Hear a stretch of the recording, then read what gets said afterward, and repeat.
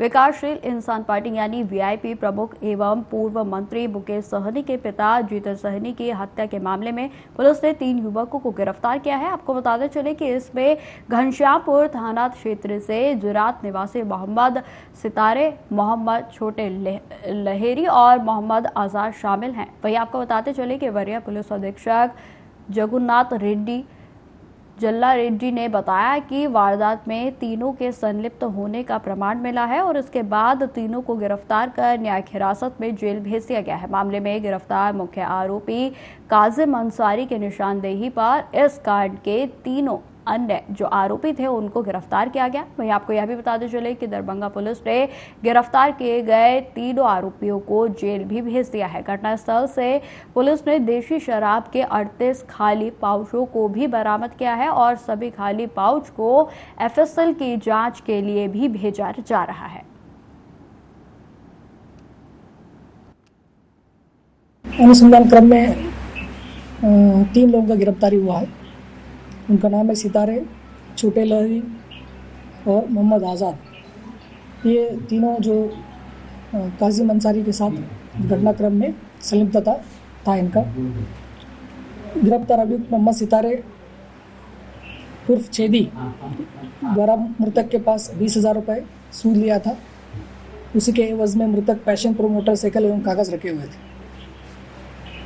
कांड में गिरफ्तार छोटे लहरी जो थे 6,000 रुपये सूद लिए थे, उसमें उसके एवज में ज़मीन का कागज़ रखे हुए थे। और मोहम्मद जो आज़ाद है ये इनका सहयोगी है, इनके सपोर्ट में था।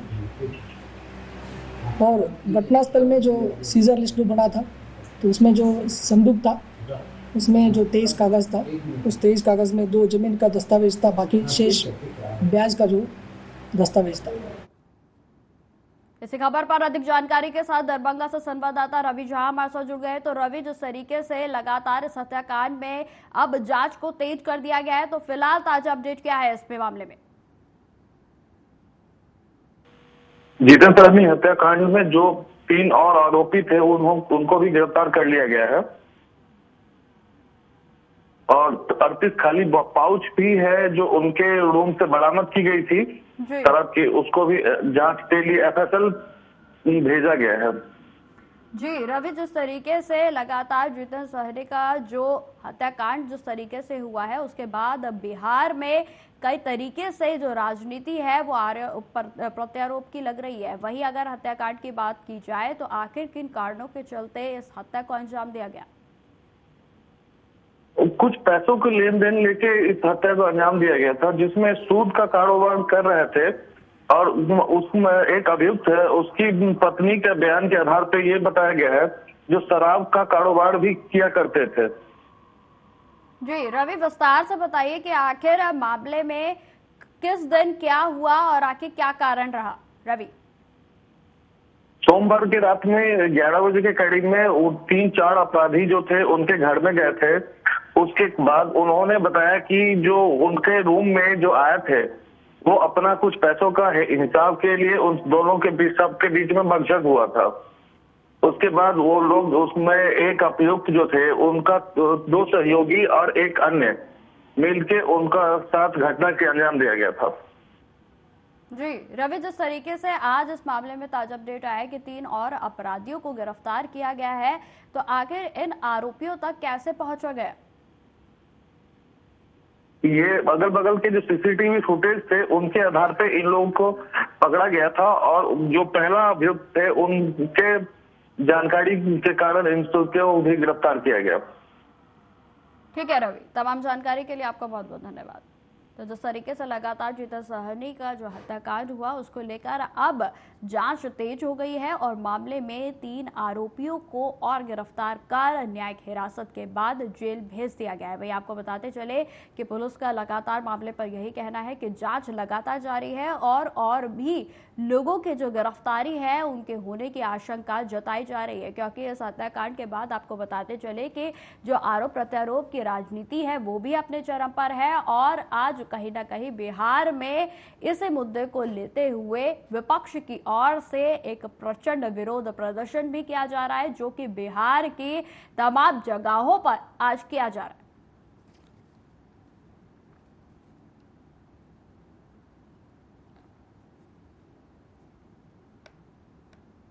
खबरों में आगे बढ़ते हैं। उत्तर प्रदेश में सीएम योगी आदित्यनाथ ने कांवड़ यात्रा को लेकर अब बड़ा फैसला जारी किया था, जिसपे कि आपको बताते चले कि आदेश जारी करते हुए सीएम ने कहा कि प्रदेश भर में सभी कांवड़ रूटों पर मौजूद खाद्य पदार्थों की दुकानों पर नेम प्लेट लगानी अनिवार्य है। दुकानों पर संचालक मालिक का नाम और उसकी पहचान होनी चाहिए। सीएम योगी आदित्यनाथ की तरफ से यह आदेश कांवड़ यात्रियों की आस्था का ध्यान रखते हुए जारी किया गया है और साथ ही साथ आपको बताते चले कि कांवड़ यात्रियों की आस्था और शुचिता बरकरार बनी रहे, इस तरीके का बयान उनकी ओर से दिया गया। वहीं आपको बताते चले कि उन्होंने आगे यह भी आदेश दिया कि इसलिए यह आदेश जारी हुआ है। आदेश में कहा गया है कि दुकानों पर नाम पहचान से होने से कांवड़ यात्रियों की आस्था की पवित्रता बनी रहेगी। और इसके साथ ही सीएम योगी आदित्यनाथ ने चेतावनी भी दी है कि हलाल सर्टिफिकेशन वाले उत्पाद बेचने वालों पर भी कार्रवाई की जाएगी। दरअसल आपको बताते चले कि मुजफ्फरनगर में कांवड़ रूट पर दुकानदारों के नाम लिखने का आदेश जारी किया गया था और जिसके बाद सपा अध्यक्ष अखिलेश यादव, बसपा सुप्रीमो मायावती से लेकर AIMIM प्रमुख असदुद्दीन ओवैसी ने इस मामले में प्रशासन और सरकार के खिलाफ हमला बोला था और अब सीएम योगी आदित्यनाथ के आदेश के बाद इसे पूरे प्रदेश में लागू कर दिया गया है।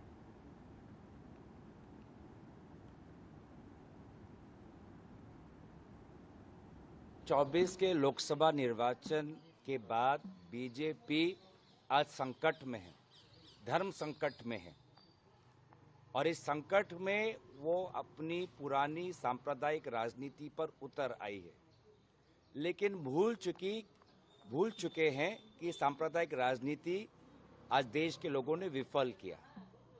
प्रधानमंत्री मोदी जी के मंगलसूत्र राजनीति को विफल किया।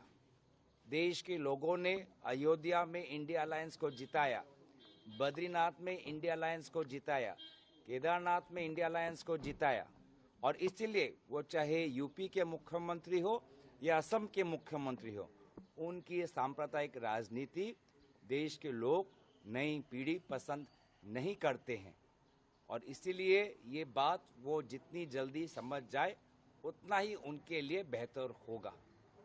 आज हम देख रहे हैं कि प्रधानमंत्री मोदी जी निर्वाचन के समय जनसंख्या को लेकर राजनीति उन्होंने की, मंगलसूत्रों की बात की, मैनिफेस्टो की बात की।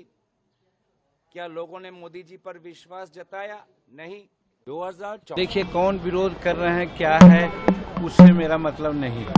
मेरा मतलब है कि हर दुकान पर अगर अपना दुकानदार का नाम या एड्रेस लिख करके रखा जाए, इसमें हर्ज क्या है? इसको धार्मिक दृष्टिकोण से क्यों देख रहे हैं?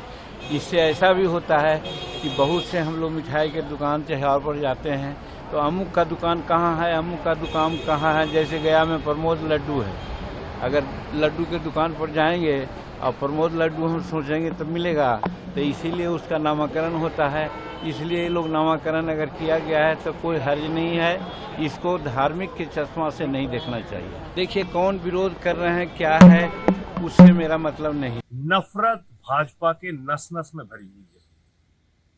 दलितों से नफरत, पिछड़ों से नफरत, आदिवासियों से नफरत, अल्पसंख्यकों से नफरत। और जब से ये चुनाव बीजेपी हारी है, इन्होंने दलितों, पिछड़ों, आदिवासियों और अल्पसंख्यकों का सारा धंधा, रोजगार, सब कुछ बंद करने का संकल्प ले लिया है।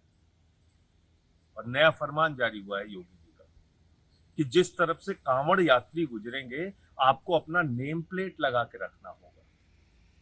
आप मुझे बताइए, कल को कोई वाल्मीकि समाज का व्यक्ति, जाटो समाज का व्यक्ति, वो अपनी नेम प्लेट लगा लेगा।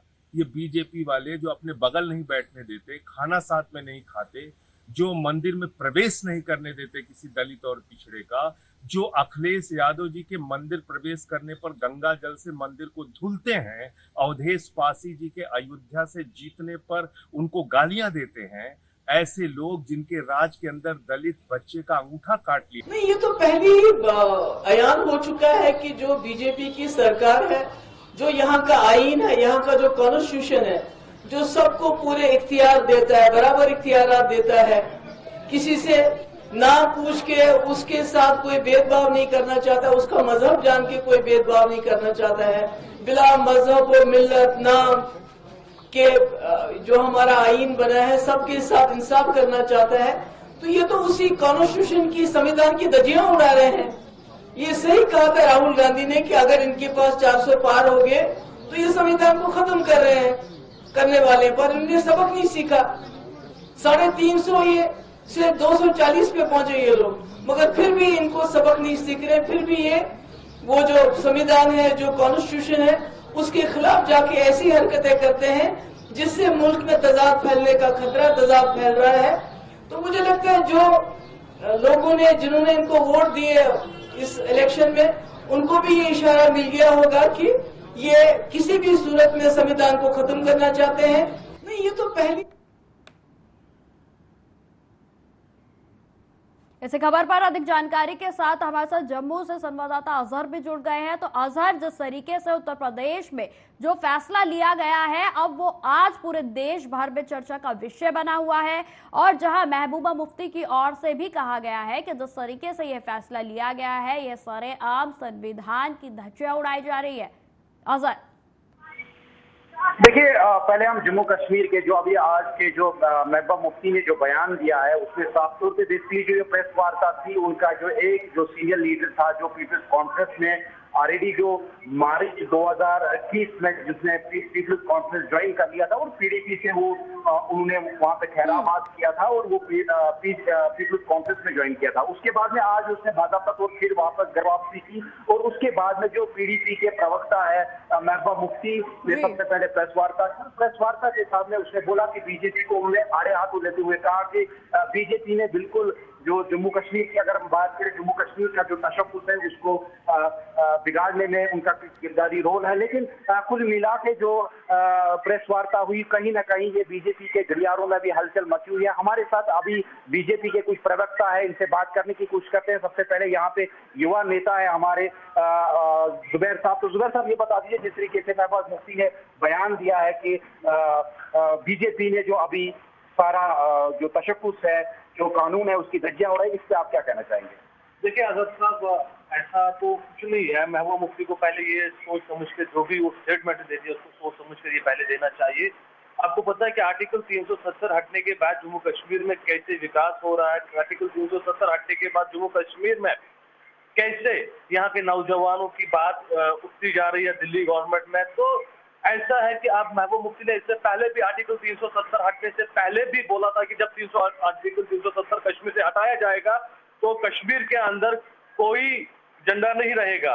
तो आपने उस स्टेटमेंट को भी देखा होगा। लेकिन बाद में क्या हुआ कि बाद में यहाँ जम्मू कश्मीर के लोगों ने, खासकर घाटी के लोगों ने, कश्मीर के लोगों ने जिस तरीके से आर्टिकल 370 हटने के बाद भारत सरकार को, केंद्र सरकार को जो इस वक्त अप्रिशिएट करते हैं, ये केवल इसलिए कि जो काम भारत सरकार ने किया है, जो काम नेशनल सेंटर सरकार ने किया है।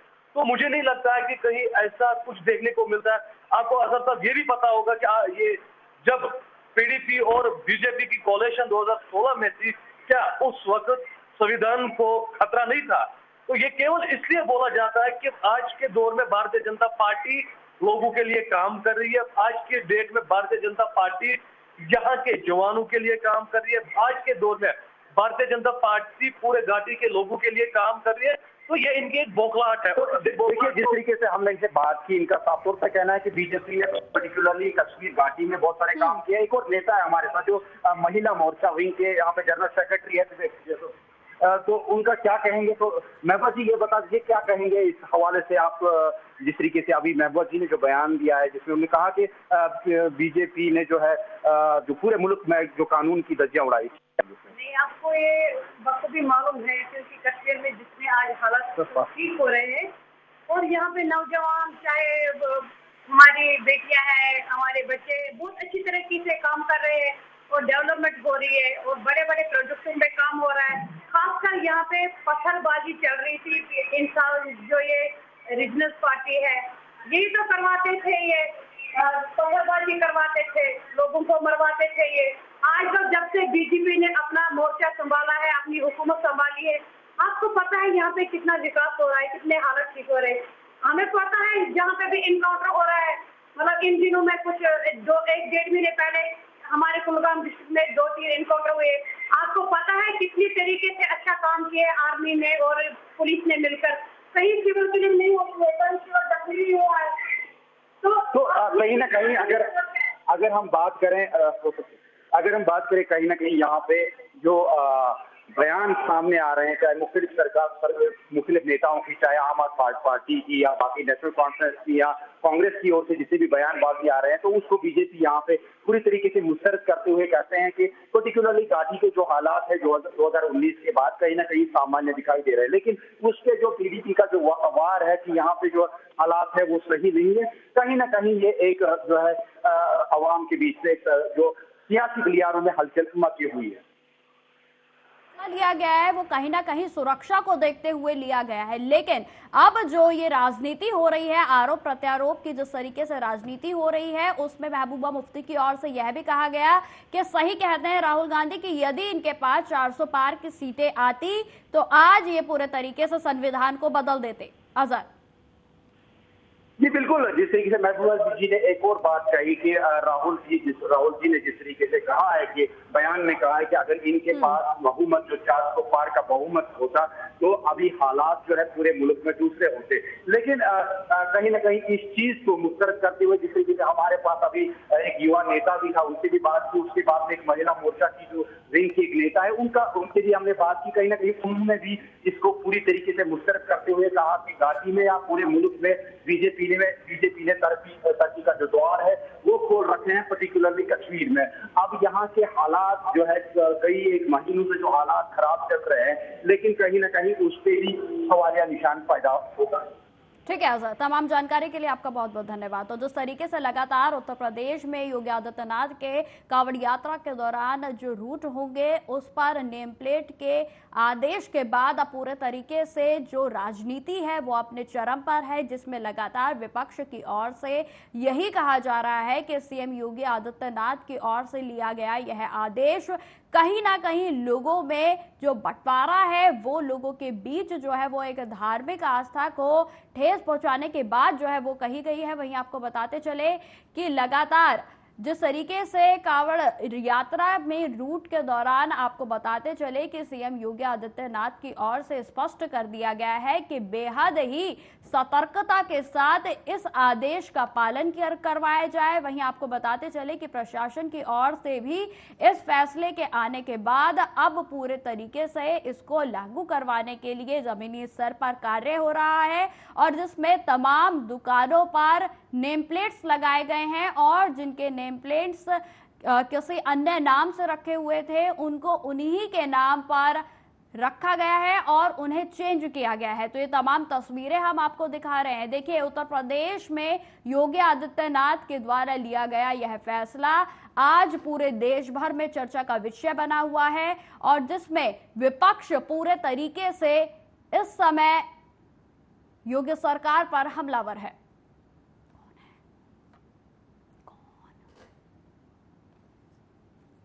तो तस्वीरें हम आपको दिखा रहे हैं जिसमें कि आपको बताते चले कि पहले यह जो फैसला है वो प्रशासन की ओर से जो अधिकारी हैं उनकी ओर से मुजफ्फरनगर में लिया गया था, जिसमें मुजफ्फरनगर में जो भी कांवड़ का रूट होता है उसके दरमियान जो भी दुकानदार होते हैं, जो भी दुकानें होती हैं, उनके नेम प्लेट्स को बदलने की या फिर उन पर नेम प्लेट्स अगर नहीं है तो लगाने की बात कही गई थी। और जिसके बाद बीते कल सीएम योगी आदित्यनाथ की ओर से इस पर पूरे प्रदेश भर में इसको लागू करने के आदेश दिए गए और जिसमें कि आपको बताते चले कि कल से ही इस आदेश का पालन प्रशासन की ओर से बाजारों में करवाते हुए देखा गया है, जिसमें कि आपको बताते चले कि कांवड़ यात्रा को लेकर जो भी रूट रहेगा उस पर सभी, चाहे वो किसी की भी दुकान हो, सभी पर नेम प्लेट्स होना अनिवार्य कर दिया गया है।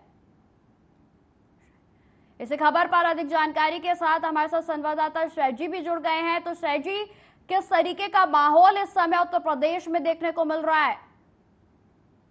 जी नितिका, उत्तर प्रदेश में जब से शासन का आदेश, उत्तर प्रदेश सरकार का शासन का आदेश आया है कि कांवड़ यात्रा को लेकर रोड पर जो ठेलियां या खाने पीने की जो भी चीज है, सामग्री है, उस पर नेम प्लेट चिपकाना अनिवार्य कर दिया है, पता चल सके जिससे कि कौन मुस्लिम है और कौन हिंदू है। तो ये जनता में काफी आक्रोश भी देखने को मिला है। जनता जो सीधे सीधे के लिए ये कहीं ना कहीं एक राजनीति है। इससे पहले भी कांवड़ यात्रा निकलती आई है और कांवड़ यात्रा में हिंदू, मुस्लिम, सिख, ईसाई सभी हिस्सा लेते हैं, सभी अपना अपना योगदान उसमें देने को तैयार रहते हैं। कहीं ना कहीं इससे आहत भी है और कहीं ना कहीं जो जनता है, मुस्लिम जो है ठेली वाले, उन्होंने कहा है कि राजनीति है और बाकी कुछ नहीं है। शैजू का बात की जाए अलीगढ़ की, तो अलीगढ़ में जो ठेली वाले हैं या छोटे दुकानदार हैं, उनकी ओर से किस तरीके की प्रतिक्रिया सामने आ रही है?